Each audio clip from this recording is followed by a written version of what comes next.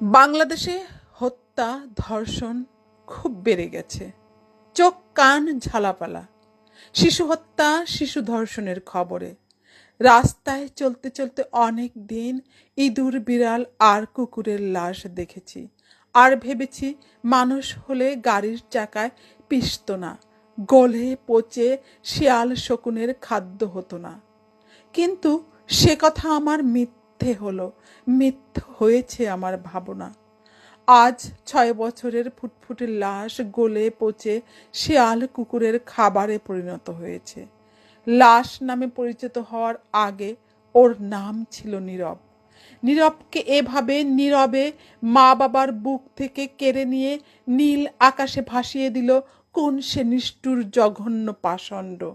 শিশুরা নিষ্পাপ আর পবিত্র হয়, থাকে না কোনো শত্রু।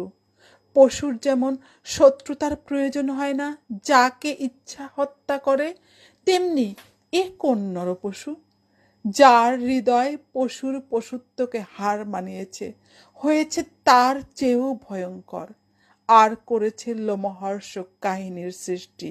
বিচার না হলে বাড়বে অপরাধ, মরবে আরও অনেক অনাগত ভবিষ্যৎ। ধন্যবাদ। কবিতাটি নীরবের নীরব প্রস্থান।